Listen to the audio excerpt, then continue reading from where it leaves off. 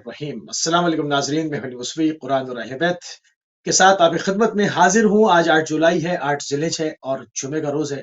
परवरदिगार की बारगाह में दुआ गो भी हूँ और पुरुम्मीद भी हूँ कि पूरी दुनिया में आप जहाँ कहीं भी होंगे सदक़े में मोहम्मद वाले मोहम्मद अलैहिस्सलाम के खैर और आफियत से होंगे। नाज़रीन, आज की आप ये खुसूसी ट्रांसमिशन देख रहे हैं। शब अरफा है, कल जो अरफा है उसकी शब में जो अरफे की अहमियत है, जिसमें अमाल करने होते हैं, जो उसकी फजीलतें हैं, वो बाबरकत तरीन सातों से कितना ज़्यादा इस्तेफादा किया जाए, उसके लिए पेशगी जो है वो आपकी खिदमत में ये प्रोग्राम लेकर हाजिर हुए हैं। और इसमें हमेशा की तरह आपकी पसंदीदा तरीन शख्सियत, जिनकी शख्सियत किसी तारुफ की मोहताज नहीं है, आयतुल्लाह सैयद नसीम अब्बास नजफी साहब नजफ अशरफ इराक से हमारे साथ हैं। क़िबला आपके प्रोग्राम में खुशामदीद कहेंगे और आपकी खिदमत में सलाम अर्ज़ करेंगे। अलैकुम अस्सलाम वरहमतुल्लाहि वबरकातुहू। मुसी साहब सलामत रहें जी। जज़ाकल्लाह क़िबला, जज़ाकल्लाह। नाज़रीन, हमेशा की तरह तवीदी गुफ्तगू से थोड़ा सा प्रोग्राम का आगाज़ किया जाएगा और हम पूरी कोशिश करेंगे कि ज़्यादा से ज़्यादा नुकात जो हैं उनके ऊपर बात हो और आपके अज़ान आलिया तक मुंतकिल किए जाएँ, क्योंकि शब अरफा की खुसूसी ट्रांसमिशन है। यौम अरफा बहुत अहमियत का हामिल है, मुख्तलिफ जहतों के साथ इसके ऊपर बात करने की ज़रूरत है। तो क़िबला, शब अरफा की अहमियत क्या है? थोड़ी सी तवीदी गुफ्तगू हो जाएगी, फिर बाद में हम इस मौजू को मज़ीद खोलेंगे इंशाअल्लाह। औज़ु बिल्लाहि मिनश शैतानिर रजीम। बिस्मिल्लाहिर रहमानिर रहीम। अल्हम्दुलिल्लाहि रब्बिल आलमीन वस्सलातु वस्सलामु अला सय्यिदिल अंबिया व अला आलिहि तय्यबीन अत्ताहिरीन। मोहतरम मुसी साहब, यौम अरफा जो मार्फत का दिन है और अरफा के नाम के असबाब क्या हैं, यानी किस वजह से अरफा रखा गया है, इस पे भी बाकायदा बाज़ रवायात मौजूद हैं और उसमें बातिन के एतबार से भी रवायात मौजूद हैं। मार्फत से इसका एक ख़ास रिलेशन है और इसकी बहुत ज़्यादा इम्पॉर्टेंस है। न सिर्फ हज के जो अयाम हैं और हाजी जो हज पे जाते हैं उनके लिए भी बहुत एक बुनियादी रोल है इस यौम अरफा का। बहुत सारे अमाल इसमें अंजाम दिए जाते हैं और यौम में अरफा में अरफात के मैदान में जो हाजी जमा होते हैं और उसमें दुआएं मांगी जाती हैं। बहुत सारी जहात हैं अरफा के हज के दौरान, लेकिन अमूमी तौर पे भी तमाम मुसलमानों के लिए ये दिन बड़ी अहमियत का हामिल है, क्योंकि इस दिन और इस अरफा की रात को एक ऐसी इम्पोर्टेंस और खसूसियत हासिल है कि इसकी रात में और इसके दिन में जो बरक़ात हैं वो आम दिनों में नहीं है।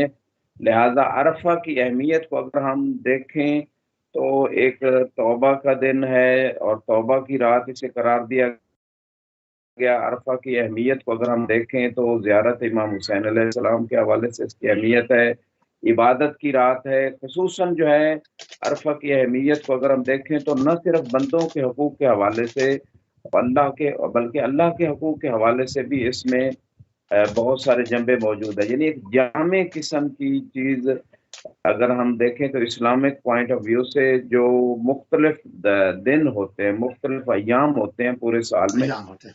उसमें अरफा को एक बुनियादी रोल हासिल है। जैसे गदीर का दिन है, ईद का दिन है और इसी तरह आशूर का दिन है। बहुत सारे ऐसे अय्याम हैं, बेसत का है, अइम्मा की इमामत के ऐलान या उनकी आमद का दिन है, शहादत का दिन है। तो उन ख़ास दिनों में अरफा की एक अपनी अहमियत है। जैसे शब है कदर की एक अहमियत है, इसी तरह अरफा की अहमियत है। तो इस हवाले से मैं इतना कहूँगा कि ख़ुसूसन शब अरफा के हवाले से 170 साल की इबादत का सवाब है। यानी बाज़ रवायात में कि अगर एक बंदा शब बेदारी करता है, इबादत में गुज़ारता है, मार्फत के हुसूल में गुज़ारता है, कुरान की तिलावत में, नमाज में, तस्बीह में, इस्तिग़फ़ार में, तौबा में और नेक अमाल जो इंसान अंजाम दे सकता है, अगर इन चीज़ों में कोई इंसान शब अरफा गुज़ारेगा तो रवायत कहती है 170 साल की इबादत का सवाब है। यानी इंसान की आम जो लाइफ है वो 70 साल औसत नहीं है इस दौर के। अगर इंसान की एवरेज एज को निकाला जाए तो वो 70 साल भी नहीं होती। तो ये एक रात की इबादत 170 साल की इबादत का सवाब बराबर इंसान है। को नसीब होता है। लिहाजा इन सात को, इन घड़ियों को, इन शबो रोज़ को, यानी अरफा की रात और अरफा के दिन को ऐसे ज़ाया नहीं करना चाहिए, बल्कि खुदा के ज़िक्र, खुदा की ताअत, बंदों के हकूक़ की अदायगी, अल्लाह की इताअत, तौबा, इस्तिग़फ़ार, दुआ, ये یہ چیزیں ہیں جو انسان کو بندگی کی طرف لے کے جاتی ہیں، اور ان ساعات اور ان اوقات سے صحیح ثمرہ جو انسان کو دنیا و آخرت سے کے اعتبار سے مل سکتا ہے، اجتماعی ثمرہ بھی، انفرادی ثمرہ، اسے حاصل کرنے کی کوشش کرنا چاہیے۔ جی مفتی صاحب۔ بالکل صحیح۔ تو قبلہ شب عرفہ پہ ناظرین گفتگو ہوئی کہ شب عرفہ کی کیا اہمیت ہے، اور اس شب کو آپ نے ضائع نہیں کرنا ہے۔ اس کی جو بابرکت ترین ساتیں ہیں جو پروردگار نے توفیق عنایت فرمائی ہے، اور وہ لوگ جو دنیا سے گزر گئے وہ اس وقت حسرت اس میں آیا کہ حسرت کرتے ہوں گے کہ ہم نے جو ہے وہ اپنی زندگی کی گھڑیاں اور لیتے زیادہ سے زیادہ اعمال کر لیتے، مگر جن لوگوں کو یہ سعادت آج نصیب ہو رہی ہے اور صحت بھی ان کے ساتھ دے رہی ہے، تو ان کو پوری کوشش کرنی چاہیے کہ اس میں ایک ایک لہجے کو جو ہے وہ اس سے استفادہ کریں، اس کو بالکل ضائع نہ کریں، شبیداری کریں جس طرح قبلہ نے بتایا، اور مفاتیح جناح کے اندر آپ کو تفصیل کے ساتھ تمام اعمال کا ذکر مل جاتا ہے۔ قبلہ اب یہ تو شب کی بات ہو گئی، تو اب روز عرفہ یعنی جب صبح سے ایک ڈے لائٹ جہاں سے شروع ہوتی ہے تو جو پورے دن ہمارے پاس ہوگا اس کی اہمیت، تاکہ اس سے بھی زیادہ استفادہ کیا جائے، اس پہ روشنی ڈال دی۔ جی بالکل، اس حوالے سے جیسے کہ آپ نے کہا، ایک تو دعائیں بڑی تفصیل سے مفاتیح الجنان کے اندر موجود ہیں، شب کی بھی دعائیں ہیں، روز کی بھی دعائیں ہیں۔ تو روز عرفہ یہ دعا ہی کا دن ہے، خصوصی طور پہ جیسے کہ امام حسین علیہ السلام کی ایک بڑی لمبی دعا جسے دعا عرفہ کہتے ہیں، اس پہ ایک تفصیلی بات کریں گے، لیکن ابھی میں اتنا کہنا چاہتا ہوں کہ روز عرفہ کی اہمیت شب عرفہ سے بھی زیادہ ہے۔ اس کی واہ واہ، وجہ یہ ہے کہ اس میں انسان جو ہے دن کو روزہ بھی رکھ سکتا ہے، اگرچہ روزے کے اعتبار سے یہ بھی حکم آیا ہے کہ اگر دعا کے مانگنے میں نقاہت وغیرہ یا کمزوری کا احساس ہوتا ہے اور صحیح طریقے سے دعا نہیں مانگ سکتا، تو پھر بہتر ہے روزہ نہ رکھے، ورنہ روزے کا بھی ایک الگ ثواب موجود ہے اور ذکر ہوا ہے۔ اور اسی طرح روز عرفہ کے دن جو ہے دعاؤں کی قبولیت، وہی توبہ کی قبولیت، استغفار کا دن ہے، خدا سے دوبارہ رابطہ پیدا کرنے کا دن ہے۔ اور ایک شخص جو ہے وہ لوگوں سے اس دن سوال کر رہا تھا، تو امام زین العابدین علیہ السلام نے خدا سے مانگنے کی بجائے لوگوں سے سوال کر رہا ہے، آج تو رحمت خاص ہے، فضل خاص ہے، شکم مادر میں بھی اگر بچہ موجود ہوگا تو خدا کی رحمت اس کے لیے بھی شامل حال ہوگی اور وہ سعادت پائے سبحان گا۔ اللہ۔ تو خدا سے آج کے دن سوال کرو، آج تمہاری حاجتیں پوری ہوگی۔ لہذا اس دن کو انسان کو ضائع نہیں کرنا چاہیے۔ اگر پورے سال کے باقی ایام میں دعا کی قبولیت میں یا توبہ کی قبولیت میں یا باقی مسائل ہوتے ہیں، رکاوٹیں آتی ہیں، تو اس دن کو انسان خاص طور پہ استعمال کرے۔ اور ائمہ کی سیرت میں جیسے کہ میں نے کہا کہ خصوصاً عرفات کے میدان میں امام حسین علیہ السلام کی وہ ایک لمبی دعا صلی جو اللہ انہوں نے تعلیم فرمائی اپنے اصحاب کو، اپنے اہل بیت کو، اپنے چاہنے والوں کو، تو لہٰذا اس دن کو دعا کے طور پہ، عبادت کے دعا کے طور طور پہ، بندوں کے حقوق کی بجاوری کے طور پہ، اور توبہ کرنے، یعنی توبہ ایسی کی جائے کہ جو سابقہ کوتاہی ہیں ان سے خدا سے معذرت کر کے آئندہ جو ہے نا ان کو ایسے کام انجام نہ دیے جائیں جو فعل حرام ہے یا واجبات کو چھوڑا ہے تو ان کو وہ ادا کرنے کی نیت کی جائے، بندوں کے حقوق کے حوالے سے استغفار کی جائے کہ اگر کسی کو اذیت دی ہے، کسی کی انسلٹ کی ہے، کسی کا حق مارا ہے، تو یہ ساری چیزیں ہیں جو اس دن انسان اپنا ری چیک کرے، اپنے اعمال کو دوبارہ دیکھے کہ اس میں کہاں کوتاہی ہے، تاکہ آئندہ وہ بہتر عبد بن سکے۔ جی مصطفیٰ۔ بالکل صحیح، بہت خوبصورت گفتگو قبلہ کی جو ہے وہ جاری و ساری ہے، اور قبلہ روز عرفہ کے اعمال کے اوپر بھی روشنی ڈال دیں کہ اس کے اعمال دو طرح سے اس کو ہم کوشش کریں گے کہ آپ سے گزارش کریں کہ اس کو دو طرح سے ڈیوائڈ کریں۔ ایک وہ جو بالکل صحت مند لوگ ہیں جو زیادہ عبادت کر سکتے ہیں، اس کے مکمل اعمال، اور وہ لوگ جو بیمار ہیں اور تھوڑی بہت ہی عبادت کر سکتے ہیں، تو خاص خاص چیزیں جو کہ کرنے سے اعمال کی شکل بن جائے کہ یہ روز عرفہ کے اعمال کر لیے گئے۔ تو کس طرح سے اس کو ڈیفائن کریں گے؟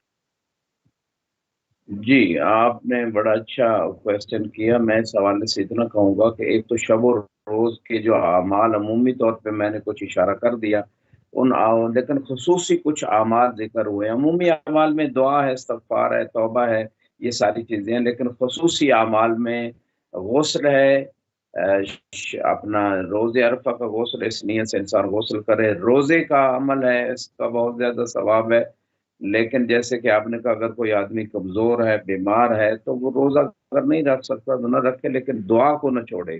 اگر وہ دعا خود نہیں پڑھ سکتا تو کم از کم کسی آڈیو ویڈیو کسی بھی طریقے سے، آج نیٹ کا دور ہے، وہ اس دعا کو سنے اور ساتھ ساتھ دہرائے، اور کوشش کرے کہ اس دعا کو ترجمے کے ساتھ پڑھے، کیونکہ جب اس کے میننگز کی طرف متوجہ ہوگا تو ایک خصوصی بالکل ربط پیدا ہوتا ہے بندے اور اس کے خدا کے درمیان، اور معارف اور معانی کا جو گنجینہ ہے وہ اس دعا کے اس معارف سے اور معانی سے مستفید ہو سکتا ہے انسان۔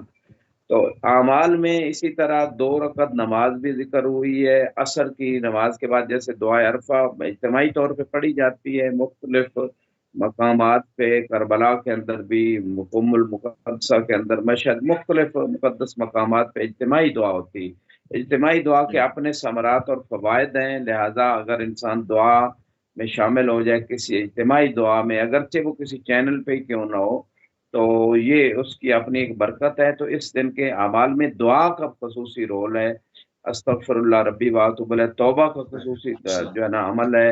اسی طرح غسل میں نے عرض کیا، روزے کا کہا، 2 رکعت نماز ہے اور اس کو نماز عرفہ کی نیت سے پڑھا جائے، قربتاً للہ، دل میں نیت کر کے 2 رکعت جیسے صبح کی پڑھی جاتی ہے، لیکن بسم اللہ اور الحمد کے بعد جو ہے سورہ توحید کی تلاوت کی جائے پہلی رکعت میں، اور دوسری رکعت میں بسم اللہ الرحمن الرحیم اور سورہ فاتحہ کے بعد جو ہے سورہ یا ایھا الکافرون کی تلاوت کی جائے۔ اگر کسی کو یاد نہیں تو وہ قرآن سے دیکھ کر بھی پڑھ سکتا ہے۔ تو یہ 2 رکعت نماز ہے۔ اسی طرح 4 رکعت نماز بھی ذکر ہوئی، اگر کسی کے اندر ہمت ہے، حوصلہ ہے، جو مختلف دعائیں مفاتیح الجنان میں وہ بھی پڑھے، لیکن خصوصاً یہ 4 رکعت نماز جو ہے یہ بھی 2 2 رکعت کر کے یوم عرفہ کی الگ نماز ہے، یعنی ہر رکعت میں الحمد کے بعد 50 مرتبہ سورہ توحید پڑھنا ہوتی ہے۔ اگر کسی میں ہمت اور حوصلہ ہے تو وہ اس کو بھی پڑھ سکتا ہے، اور اپنی قضا نمازیں اگر پڑھتا ہے، اگر ایک انسان ان مستحب نمازوں کو نہیں پڑھنا چاہتا تو اپنی قضا نمازیں پڑھیں، چونکہ عبادت کی رات اور عبادت کا دن ہے، تو جو بھی عبادت کرے اگر واجبات ذمہ ہیں ان کو انجام دے تو یہ زیادہ بہتر ہے۔ جی موسوی صاحب۔ بالکل صحیح، بالکل صحیح۔ تو اس میں کوئی اور رہنمائی کے لیے کوئی بکس ریفر کر دیں، تاکہ کیونکہ آن لائن ہر چیز موجود ہے، تو ہم اگر سننے میں کوئی اشتباہ ہوا ہے یا چیزوں کو تسلسل سے دیکھنا چاہتے ہیں تو اس کی بھی ایک گائیڈ لائن فراہم کر دیں، تاکہ زیادہ سے زیادہ ہمارے اس پروگرام سے جو ہے وہ لوگ استفادہ کر سکیں۔ جی، اس میں مفاتیح الجنان سب سے بڑا معتبر مصدر ہے، ہر جگہ ہر گھر میں ہی موجود ہے، ورنہ نیٹ پہ بھی اس کو ڈاؤن لوڈ کیا جا سکتا ہے، تو اس میں پوری ڈیٹیل موجود ہے۔ مفاتی سے ٹھیک ہے، شیخ عباس قرمی کی مفاتیح الجنان سے آپ جو ہے اس میں استفادہ کر سکتے ہیں۔ آگے بڑھائیں گے بات کو، زیارت امام حسین علیہ السلام کی اہمیت بروز عرفہ کیا ہے، اور اس میں ایک ضمن ایک سوال قبلہ میں ساتھ میں اور بھی کروں گا کہ روز عرفہ کا تعلق سید الشہداء سے، ابو احرار سے کیا ہے؟ مولا حسین کی زیارت کو لوگ عرفے کے دن جمع ہوتے ہیں لاکھوں کی تعداد میں، اس کا تعلق بھی بیان کر دیں، اور جو ہے وہ زیارت امام حسین کی اہمیت کے اوپر بھی بات کر لیں کہ وہ زیارت کیوں پڑھی جاتی ہے۔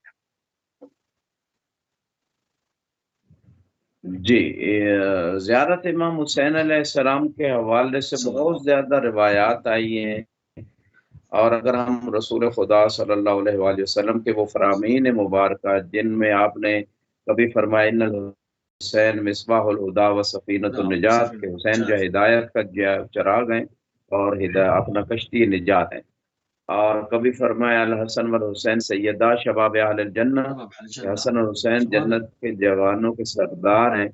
اور یہ ساری باتیں جو رسول خدا نے ارشاد فرمائی، اور صلی اللہ علیہ فرمان میں وسلم۔ یہ بھی فرماتے ہیں احب اللہ من احب حسین، کہ اللہ اکبر، اس سے سبحان اللہ۔ خدا محبت کرتا ہے، وہ شخص خدا کا محبوب بن جاتا ہے جو حسین سے زیادہ جو روایات ذکر ہوئی ہیں امام حسین علیہ السلام کی زیارت کے حوالے سے، اس کا فلسفہ اور راز یہی ہے کہ لوگ امام حسین علیہ السلام سے زیادہ سے زیادہ اٹیچ ہو جائیں، ان کا روحانی تعلق، ان کا عقیدے کا تعلق، ان کا سیرت اپنانے کا تعلق، پیروی کا تعلق بن جائے، اور پورا دین اور حقیقی دین ان کو سمجھ آ جائے گا، اور وہ کامیابی کے راستے پہ چل پڑیں گے، ہدایت مل جائے گی، اور نجات کی کشتی پہ آ جائیں گے۔ یہ سارا فلسفہ ہے جو بہت زیادہ روایات ذکر ہوئی ہیں امام حسین علیہ السلام کی زیارت کے حوالے سے، جس میں ہر قدم پہ حج عمرے کا ثواب بھی ذکر ہوا ہے، ہر قدم پہ 10 حج عمرے کا ثواب بھی ہے، 100 حج عمرے کی روایات بھی ہیں، اور 1,00,000 حج عمرے کی روایات بھی ہیں امام حسین کی زیارت کے لیے۔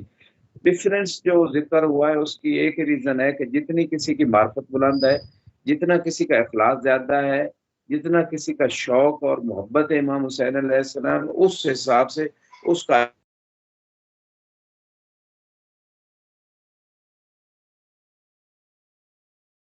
یعنی یہ معرفت کے اوپر روایات جو میں ہے ذکر ہوئی ہے۔ ڈیپینڈ کرتا ہے۔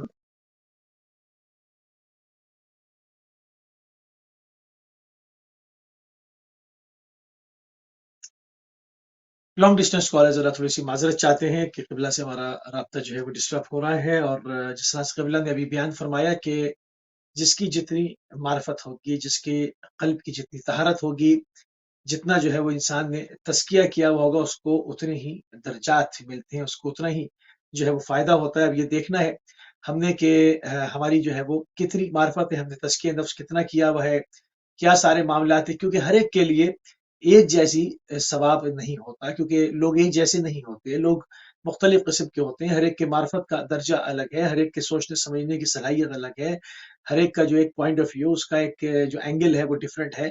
تو انسان کا ظرف جس قدر اس کے ظرف میں جو کچھ ہوتا ہے، اس کی معرفت جتنی ہے، اس نے اپنے نفس کو جس طرح سے اس کی تطہیر کی ہوتی ہے، تزکیہ نفس جتنا اس کا بلند ہوتا ہے، اس حساب سے انسان کو درجات جو ہے وہ ملتے ہیں۔ جس طرح سے بات ہوئی عرفے کی ابھی اہمیت کے اوپر کہ اس کے شب و روز کے، اس کی جو ہے وہ جو شب کے جو لحظات ہیں، جو پوری رات آپ کے پاس ہے، بعض جگہوں پر جو ہے وہ رات لگ چکی ہے، اور بعض جگہوں پر جو ہے وہ رات لگنے کے والی ہے، یعنی کچھ ہی ساعتوں کے بعد، کچھ گھنٹوں کے بعد جو ہے وہ شب نمودار ہو جائے گی، اور آپ ان عظیم ساعتوں میں داخل ہو جائیں گے۔ سب سے پہلے جو ہمیں کرنے کی ضرورت ہے، سب سے پہلے پروردگار کا شکر ادا کرنے کی ضرورت ہے کہ اس نے ہمیں ایک مرتبہ پھر اس زندگی میں موقع فراہم کیا کہ ہم ان لحظات کو پانے جا رہے ہیں۔ قبلہ آپ کو ہماری آواز آ رہی ہے تو آپ کنٹینیو کیجیے۔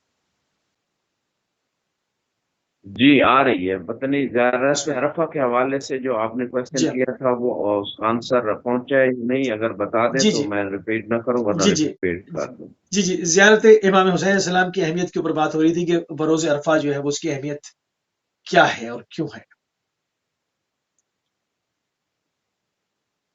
جی، مفاتیح الجنان میں ایک روایت ہے کہ عرفہ کے دن امام حسین علیہ السلام کی زیارت جو ہے وہ 1,000 حج، 1,000 عمرہ اور 1,000 جہاد کا ثواب رکھتی ہے، بلکہ بعض روایت میں اس سے بھی زیادہ ثواب ہے۔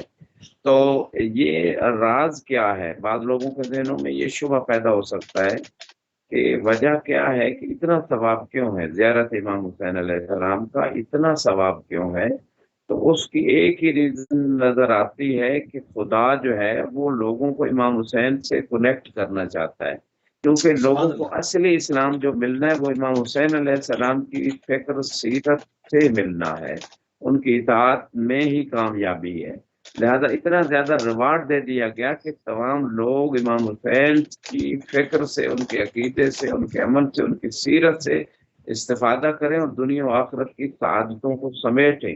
لہذا اس دن جو ہے امام حسین علیہ السلام کی زیارت اگر کوئی قبر پہ جا کے کر سکتا ہے تو یہ بہت بڑی سعادت ہے، لیکن اگر ایسا نہیں کر سکتا تو کم از کم جہاں موجود ہے وہاں پہ امام حسین علیہ السلام کی زیارت کرے، اور اس کو انشاءاللہ یہ اجر نصیب ہوگا، اور خدا نے زوار امام حسین علیہ السلام کے لیے ایک سبحان اللہ۔ خاص نظر رحمت رکھی ہے جو عرفہ کے دن ان کو نصیب ہوتی ہے۔ جی مصری صاحب۔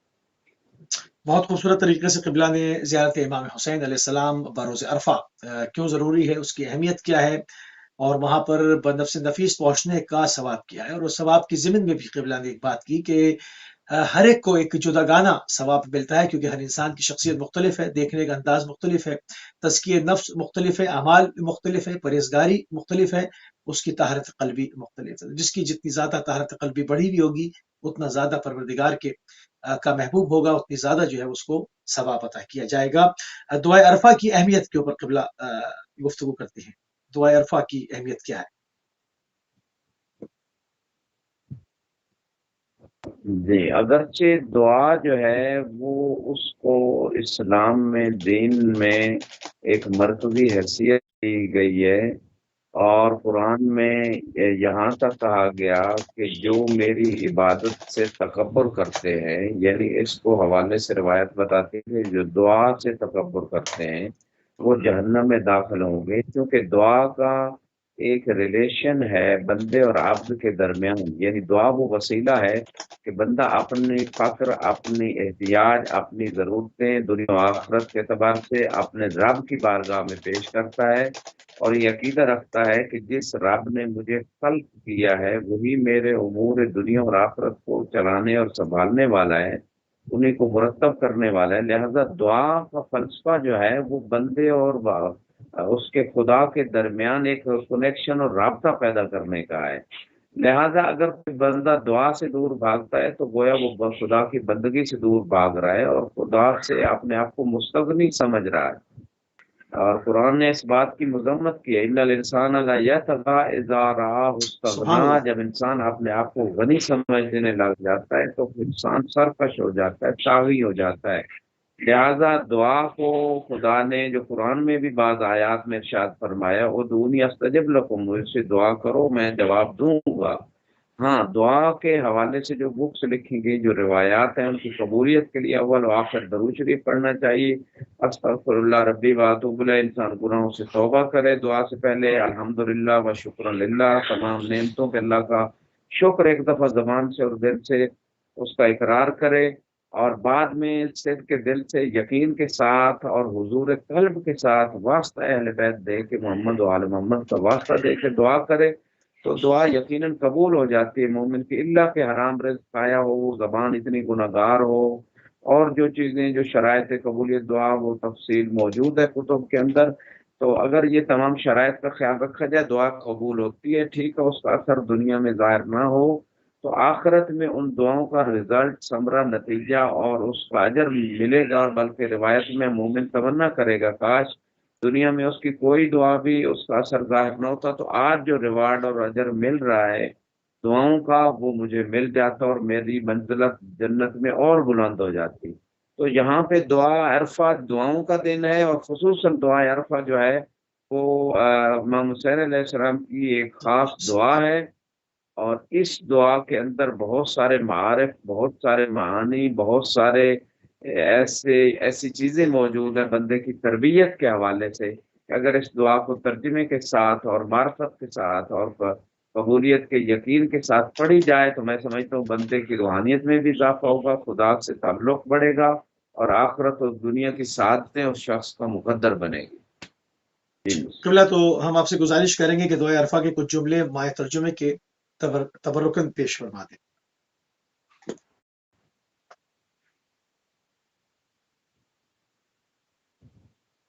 جی، دعائے عرفہ جو ہے اگرچہ بہت لمبی ہے لیکن میں مختصر تھوڑے سے جملے ترجمے کے ساتھ تاکہ اس کی اہمیت اور اس کی جو ہے وہ افادیت کا پتہ چلے، اور دیگ کے چاول تھوڑے سے چکھ لیے جائیں تو پوری دیگ کے ذائقے کا بھی پتہ چل جاتا ہے، اور اس کی کچھ جو حقیقتیں ہوتی ہیں وہ سامنے آ جاتی ہیں۔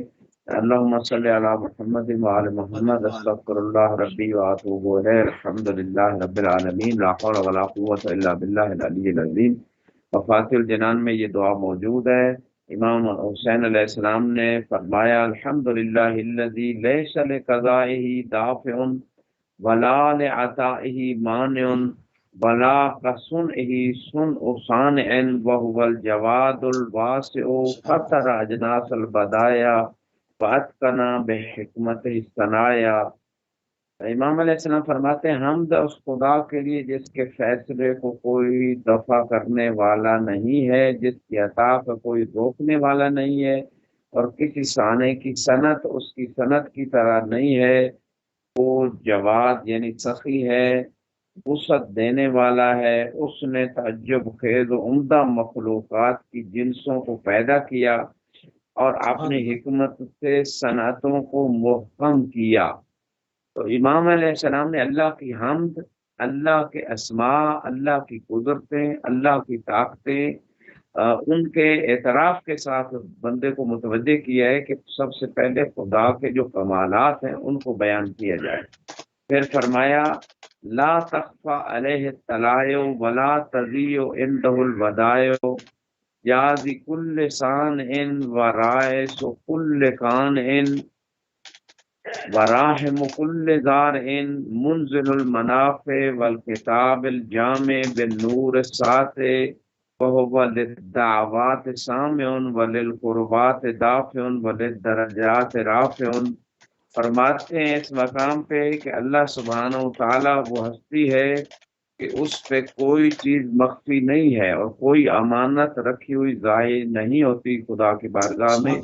ہر عمل والے کو جزا دینے والا ہے اور ہر قناعت کرنے والے کی اصلاح کرنے والا ہے، ہر تضرع کرنے والے پر رحم کرنے والا ہے، منافع اور کتاب جامع کا نازل کرنے والا ہے روشن نور کے ساتھ، اور وہ دعاؤں کا سننے والا ہے، وہ للدعوات سامع، اور فرمایا للقربات دافع، اور مصیبتوں کا دفع کرنے والا ہے۔ خدا دعوتوں دعاؤں کو سنتا ہے، مصیبتوں کو دور کرتا ہے۔ وللدرجات رافع، اور لوگوں کے درجوں کو بلند کرتا ہے۔ وللجبابرۃ قامع، اور جابر طاقتوں کو ختم کرنے والا ہے۔ ٹھیک ہے، مہلت دیتا ہے لیکن آخر میں امتحان کے بعد فلا کما کرنا خدا ہی کا کام ہے۔ فلا الہ غیرہ، اللہ کے علاوہ کوئی معبود نہیں ہے، ولا شیء یعدلہ، اور کوئی اس کا نظیر نہیں ہے، ولیس کمثلہ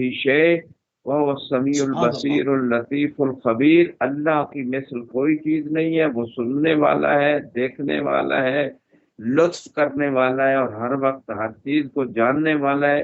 وہ علی کل شیء قدیر، وہ ہر چیز پہ قدرت رکھتا ہے۔ اللہم انی ارغب و اشہد بالربوبیت لک مقرا بانک ربی، پروردگار میں اس بات میں رغبت رکھتا ہوں اور گواہی دیتا ہوں تیری ربوبیت کا کہ تو میرا رب ہے، اور میں اس بات کا اقرار کرتا ہوں کہ تو میرا رب ہے۔ وَإِلَيْكَ مَرَدِّي ابتدعتنی بنعمتک قبل ان اکون شیئا مذکورا، پروردگار میری بازگشت جو ہے وہ تیری ہی جانب ہے، تو نے اپنی نعمت سے مجھ کو وجود بخشا قبل اس کے کہ میں کوئی قابل تذکرہ چیز ہو جاؤں۔ جی موسی صاحب۔ سبحان اللہ قبلہ، سبحان اللہ۔ تو ناظرین، دعائے عرفہ کے کچھ جملے اردو ترجمے کے ساتھ تبرکن قبلہ نے آپ کی خدمت میں جو ہے وہ پیش کیا۔ عرفات میں حاجیوں کی جمع آوری، کیونکہ عرفات میں جو ہے وہ حاجی جمع ہوتے ہیں اور کربلا میں بھی جمع ہوتے ہیں، ان کی آمد کا فرق بیان فرما دیں۔ جی انشاءاللہ اگر وقت میں گنجائش ہوئی تو آخر میں مزید جو دعا کے کچھ جملے میں عرض کر دوں گا۔ ابھی آپ کے کوسچن کی طرف آتا ہوں۔ عرفات میں بھی حاجی یوم عرفہ جمع ہوتے ہیں، اور کربلا میں بھی عاشقان امام حسین علیہ السلام کا ہجوم ہوتا ہے، اور یہ ائمہ علیہ السلام کی روایات کی روشنی میں لوگ عرفہ میں کربلا جاتے۔ تو دونوں کا ڈفرنس کیا ہے، دونوں کی برکات کیا ہے؟ طبعاً جو انسان حج پہ جائے اس کی اپنی برکت ہے، گناہوں سے پاکیزہ ہو جاتا ہے، اس کے رزق میں اضافہ ہوتا ہے، زندگی میں اضافہ ہوتا ہے، جیسے کہ حج کی برکات میں ذکر ہوا ہے۔ اور زندگی میں ایک دفعہ حج واجب ہے اور اس کے علاوہ مستحب ہے، لیکن اگر ہم روایات کو کمپیئر کریں تو حج واجب کے بعد جو سب سے زیادہ ثواب ہے وہ زیارت امام حسین علیہ السلام کا ہے۔ اگر میں واضح کر کے کہہ دوں کہ ایک طرف حج پہ جانا انسان کی وسعت میں، اور دوسری طرف امام حسین علیہ السلام کی زیارت کے لیے جانا، دونوں میں سے ایک چیز اگر وہ اختیار کر سکتا ہو، اس کی مالی گنجائش اتنی ہو، تو ایسی صورت میں سمجھتا ہوں امام حسین علیہ السلام کی زیارت کو ترجیح دینا چاہیے، کیونکہ جو روایات بتا رہی ہیں وہ ہر قدم پہ حج عمرے کا ثواب جو ہے وہ جتنی حجوں کا ثواب ہے، وہاں فقط ایک حج کا ثواب ملے گا اور یہاں ہزاروں حجوں کا ثواب ملے گا۔ اور انسان کے لیے جو شفاعت امام حسین علیہ السلام ہے اس کا دروازہ بھی کھلے گا، اور جس طرح حج پہ جانے سے زندگی میں اضافہ، رزق میں اضافہ، اسی طرح اور گناہوں کی بخشش، اسی طرح مولا حسین علیہ السلام کی زیارت کے بارے میں بھی ہے، زندگی میں اضافہ ہوتا ہے، رزق میں اضافہ ہوتا ہے، بلائیں ٹلتی ہیں، دعائیں قبول ہوتی ہیں۔ اچھا، کچھ لوگ یہ تاثر کچھ لوگ یہ تاثر دینے کی کوشش کرتے ہیں کہ اہل تشیع حضرات جو ہیں وہ امام حسین اسلام کی جو زیارت ہے اس کو مد مقابل لے کر آتے ہیں، مطلب تاثر دینے کی وہ کوشش کرتے ہیں. تو اس حوالے سے آپ کیا کہیں گے؟ مطلب ان روایات میں خود رسول خدا سے روایات ہیں، اور بی بی عائشہ پوچھتی رہی اور رسول اللہ اس کا ثواب بڑھاتے چلے گئے. یہ تمام کتب اہل سنت کے اندر بھی موجود ہیں، مگر اس کو صرف نظر کر کر ایک پروپیگنڈا کیا جاتا ہے کہ جو حج کے مقابلے پر جو ہے وہ امام حسین السلام کی زیارت کو کی بات کی جاتی ہے. کہ اس کا ذرا سا رد فرماتے ہیں. نہیں، میں اس حوالے سے اتنا کہوں گا کہ حج کی اپنی امپورٹنس ہے. حج ایک دفعہ واجب ہے، تمام امت مسلمہ کا اس پہ اتفاق ہے، اس کا کوئی بھی منکر نہیں ہے. لیکن میں بات کر رہا ہوں کہ اگر ایک طرف حج کرنا انسان کی وسعت میں ہو، مستحب حج واجب نہیں، دوسری طرف امام مستحب. حسین علیہ السلام کی زیارت، تو ہم نے دیکھنا ہے کہ رسول خدا کے فرامین کیا ہے، ائمہ کے فرامین کیا ہے. تو جس چیز کو وہ امپورٹنس دے رہے ہیں ہم بھی اسی کو دیں گے. حج پہ اگر ایک بندہ جائے گا، کعبے کا طواف کر کے آئے گا، ساری چیزیں، لیکن اسے وہ ہدایت نہیں ملے گی جو کربلا میں آ کے ملے گی، کیونکہ رسول خدا نے فرمایا ہے ان الحسین مصباح الہدیٰ. حج پہ سب لوگ جاتے ہیں، لیکن وہ ہدایت جو رسول خدا امام حسین کے ذریعے سے لوگوں کو دینا چاہتے ہیں، وہ کربلا میں آ کے اس کے دماغ کے دریچے کھلیں سبحان گے، اللہ. اس کی فکر روشن ہوگی، اس کے لیے حر بننے کے چانس زیادہ ہو جائیں گے. اگر حج پہ چلا جائے اور امام حسین کی معرفت نہ ہوئی، امام حسین کو امام نہ مانا، امام حسین علیہ السلام سے ہدایت نہ لی، تو پھر اس حج کا کیا فائدہ؟ حاجی تو خود 61 ہجری میں بھی جب امام حسین علیہ السلام حج پہ گئے تھے تو حاجی تو ہزاروں کی تعداد میں پوری امت مسلمہ سے اس وقت بھی جمع تھے، لیکن معرفت امام حسین کے بغیر تھے.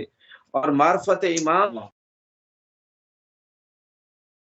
زمانی مات امیتت الجاہلیہ، سنی شیعہ کتب میں یہ حدیث مشہور ہے کہ جو اپنے وقت کے امام کو نہیں پہچانتا تو وہ جاہلیت کی موت مرتا ہے. اس کا نہ حج قبول ہے، نہ اس کی نماز قبول ہے، کوئی عمل قبول نہیں، بلکہ کوئی عقیدہ قبول نہیں، نہ عقیدہ توحید، نہ رسالت، نہ قیامت.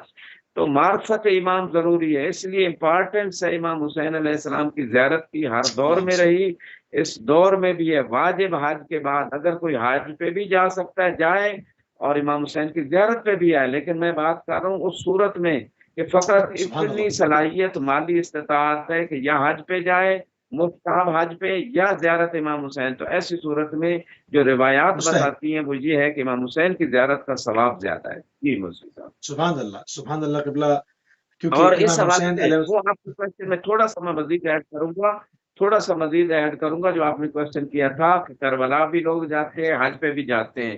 تو اس میں ایک روایت ہے کہ اللہ سبحانہ و تعالی عرفہ کے دن امام حسین علیہ السلام کے زائروں پہ نظر رحمت پہلے فرماتے ہیں، اور اللہ. عرفات میں جو حاجی جمع ہیں ان پہ نظر رحمت بعد میں ہوتی ہے.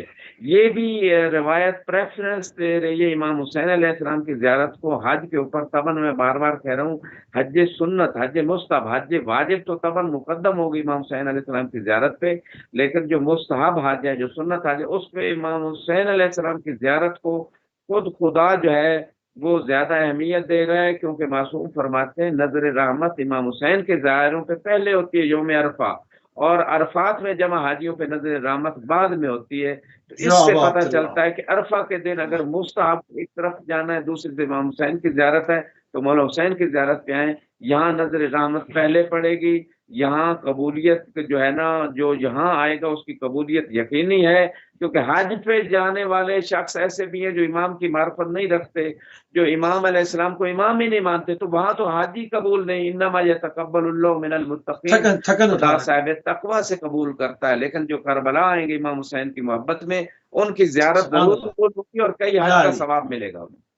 سبحان اللہ قبلہ. سبحان اللہ. اور وہاں تو طواف النساء چھوڑ کے اور بڑی مصیبت میں پڑ جاتے ہیں لوگ. بہرحال فلسفہ حج تھوڑا سا بیان فرما دی قبلہ.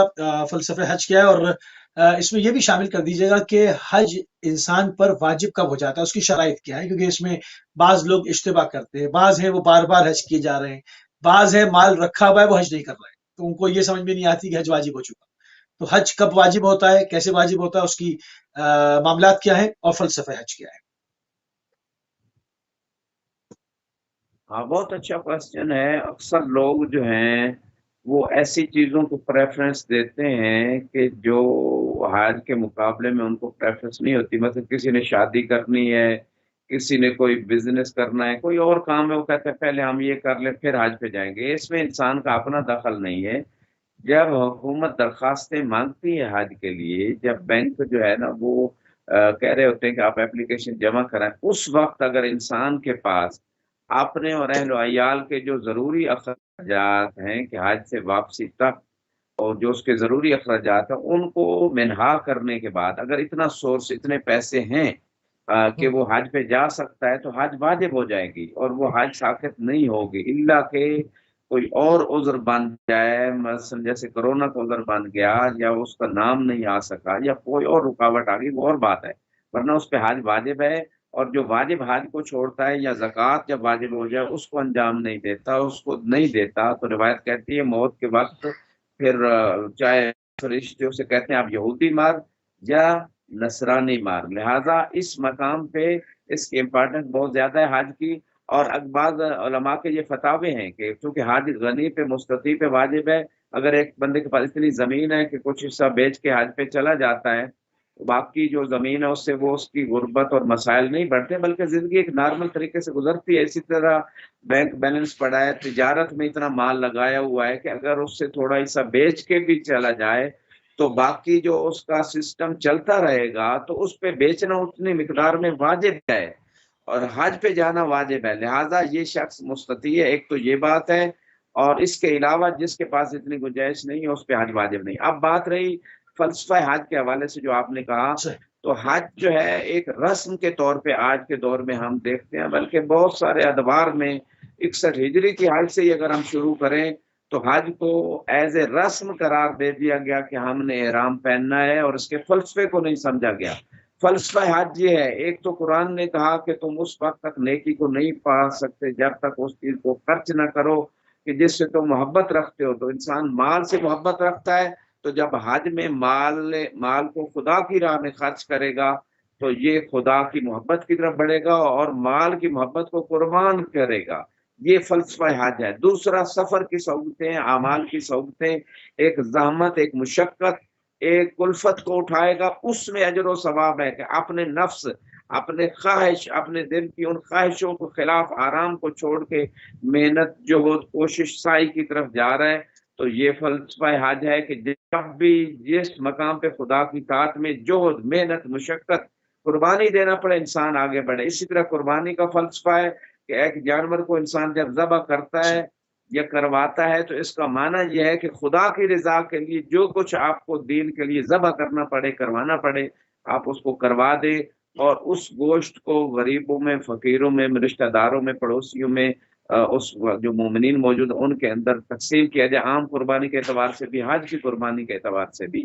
اور یہاں پہ یہ کہنا چاہوں گا، دیکھیں فلسفہ حج میں 3 شیاطین کو پتھر مارے جاتے ہیں. یہ تبرہ کا کنسیپٹ ہے، یعنی جو خدا، رسول، اہل بیت کے دشمن ہیں ان سے آپ عملی طور پہ بیزار ہیں. فقط دل میں بیزاری کافی نہیں، اگر دل میں کافی پتھر ہوتی مارنے تو بلایا، خدا نے یہ کنکر کیوں مروائے، یہ عملی تبرہ کیوں ہے. یعنی یہ اس یعنی چیز کا اتنی فلسفہ. لاکھوں میل سے جا کے پتھر مارنے بھی گئے لوگ نا. مطلب اس چیز کو بھی دیکھیں نا، مطلب کس قدر اہمیت ہے اس کی کہ شیاطین سے کس قدر برات کا اظہار انسان کرنا چاہیے. تو ان تمام چیزوں کو دیکھنا چاہیے پوری زندگی میں، پھر ان کی اطاعت نہ کرے شیاطین کی. بہت خوبصورت بات جی قبل آپ نے بالکل، کیا. چاہے وہ شیاطین جن ہوں، انس ہوں، کسی زمانے کے شیاطین ہوں، ان سے آپ بیزار رہیں، ان کے عمل سے بیزار رہیں، ان کے عقیدے سے عملی طور پہ بیزار رہیں. فقط دل میں بیزاری کافی نہیں، زبان سے اظہار کریں، عملی طور پہ ان کے عمل کے خلاف جائیں. یہ حقیقی تبرے کا کنسیپٹ ہے. بالکل جس صحیح. دور کے جتنے بڑے شیاطین ہوں، چاہے وہ جتنی بڑی پاور ہوں، اس کو پاور نہ سمجھیں، خدا کو سپر پاور سمجھیں. یہی کنسیپٹ ہے، یہی فلسفہ حج کا. اور متحد اچھا، ہو جائیں مسلمان، ایک ہی لباس میں، ایک ہی رنگ کا لباس، ایک کوئی امتیاز نہیں ہے، یہ عربی ہے، یہ اجمی ہے، یہ کون ہے. یہ وحدت کا درس ہے. فلسفہ حج وحدت ہے، قوت ہے، اسلام کی قوت ہے. ظلم کے خلاف آواز بلند کرنا ہے، خدا کی طاعت میں ہونا ہے، خدا کے علاوہ کسی اور طاقت کے سامنے جھکنا نہیں ہے. لبیک اللہم لبیک کا یہی جو صحیح، تکبیریں وہاں بلند کی جاتی ہیں، یہ بالکل صحیح. ندا جو بلند کی جاتی ہے، لا شریک الگ، یعنی ہم آپ کی اطاعت کے علاوہ کسی اور کی اطاعت میں نہیں جائیں کسی گے کی اطاعت ورنہ نہیں۔ شرک اچھا ہو ایک جائے گا۔ بالکل صحیح، ایک ازالہ بھی کرتے ہوئے جائیں، کیونکہ ابھی جیسے قبلہ نے روایت پیش کی کہ فرشتہ کہے گا کہ اب تو یہودی مر یا نصرانی مر، تو اس کو ہم بالکل کلیئر کر دیں گے، کسی کے اوپر اس میں توہین کا زمرہ جو ہے وہ ایک جو ہے جنبہ موجود نہیں ہے، چونکہ مسلمان عقیدے کے حساب سے کہ جب پروفٹ آتے رہے، جناب عیسیٰ آئے تو شریعت چینج ہوئی، رسول اللہ صلی اللہ علیہ وسلم آئے تو شریعت چینج ہوئی، تو اس نظریے کے تحت انہوں نے کہا کہ اب تم پرانی کسی بھی امت کے اوپر مرنا چاہو مر جاؤ، تو مسلمان نہیں مرو گے، اس کو کسی کی توہین کے زمرے میں جو ہے وہ عرض نہیں کیا گیا۔ بات آگے بڑھائیں گے قبلہ، طواف النساء جو لوگ چھوڑ کر ابھی آئیں گے، تو طواف النساء کو چھوڑ دینا، اس کے بعد امت کے اندر ایک بگاڑ پیدا ہوتا ہے، تو اس کی اہمیت پر بھی روشنی ڈالیں کہ طواف النساء کوئی معمولی چیز نہیں تھی جس کو بند کرا دیا گیا، اور لوگ گئے تو ہیں اتنی بڑی سعادت حج کے لیے کہ سب بخش دی جائیں اور واپس آئیں گے، تو طواف النساء نہیں ہے تو کیا ہو؟ جی بہت امپارٹنٹ مسئلہ آپ نے اٹھایا۔ میں سمجھتا ہوں کہ جب سے لوگوں نے اہل بیت کا دروازہ چھوڑا، نہ ان کو قرآن سمجھ آیا، نہ پورا دین سمجھ آیا، دین سے بھی دور ہو گئے، قرآن سے بھی دور، تعلیمات سے بھی دور، اصلی دین ان کو نہیں سمجھ آیا۔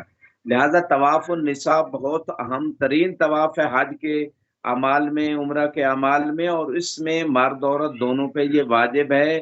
اگر کوئی طواف النساء چھوڑ دیتا ہے تو اس پہ وہ خود، اس کی بیوی بھی حرام ہو جاتی ہے، جب تک وہ خود دوبارہ طواف النساء نہ کرے، یا اپنی نیابت میں اگر وہ خود نہیں پہنچ سکتا تو نیابت میں کروائے، یا اس کو مسئلے کا پتہ نہیں تھا، یا جو بھی صورتحال ہو، جس وجہ سے بھی جس انسان نے طواف النساء چھوڑا ہے وہ کسی عورت سے نکاح نہیں کر سکتا، اس کی، جیسے میں نے کہا، اپنی بیوی اس پہ اس وقت تک حرام رہے گی جب تک طواف النساء وہ خود جو اس کی نیابت میں نہیں ہوگا۔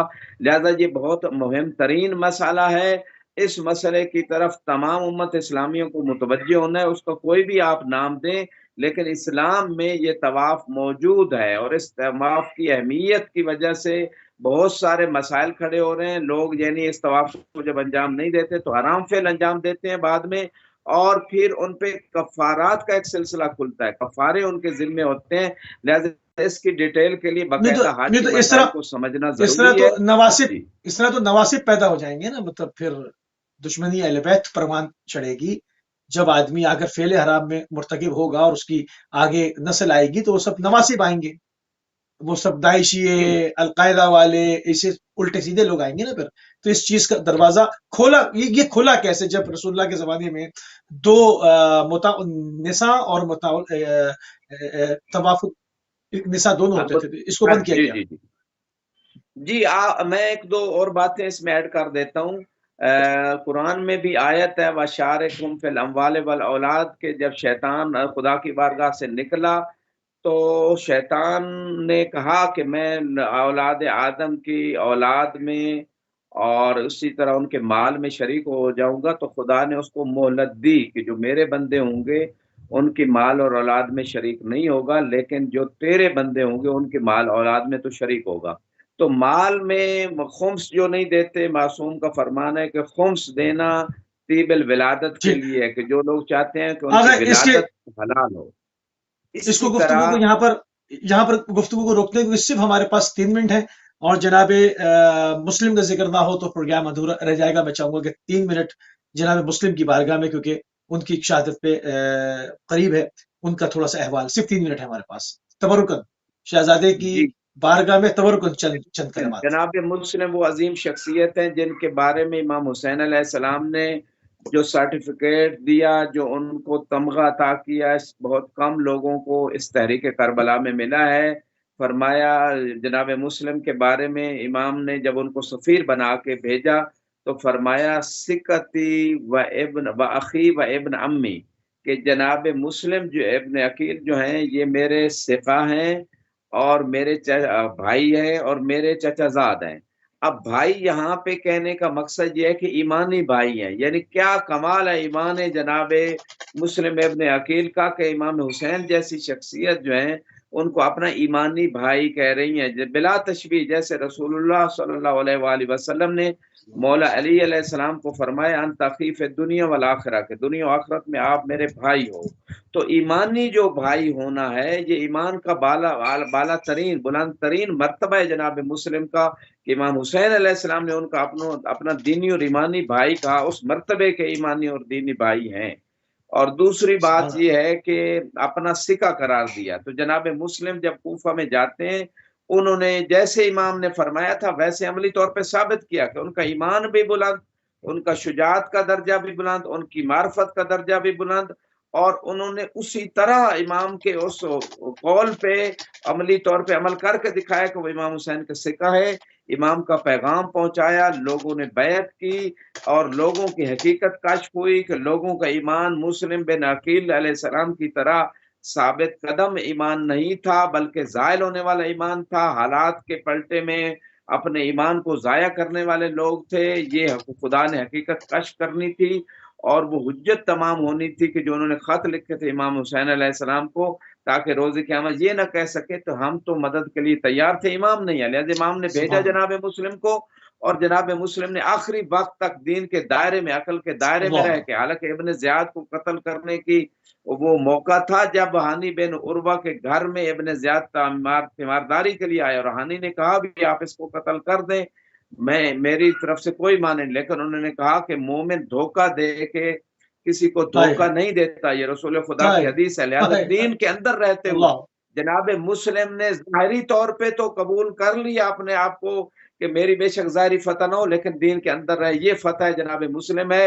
اور جب وہ تنہا رہ گئے جناب مسلم اکیلے کوفے کی گلیوں میں، جناب توہ ایک عورت ہے وہ کھڑی ہے اپنے دروازے پہ اپنے ظاہراً بیٹے کے انتظار میں، بعد روایت میں تو جا کے پانی مانگا، اس عورت نے پانی دیا، پھر آپ نے ضیافت طلب کی اور اس نے ضیافت دی، لیکن کسی مخبر نے انعام کے لالچ میں جب جناب مسلم کی خبر دی تو فوجیں جمع ہوئی، جناب مسلم نے اس مومنہ کے گھر کو بچانے کے لیے گھر سے باہر آ گئے کہ اس کا گھر تباہ نہ ہو میری وجہ سے، باہر اکیلے جنگ لڑتے رہے، کوئی چھتوں سے آگ برسا رہا تھا، کوئی تیر برسا رہا تھا، کوئی تلواریں مار رہا تھا، کوئی نیزے مار رہا تھا، اکیلے مسلم جناب مسلم جو ہے نا وہ تنہا مقابلہ بھی کر رہے تھے۔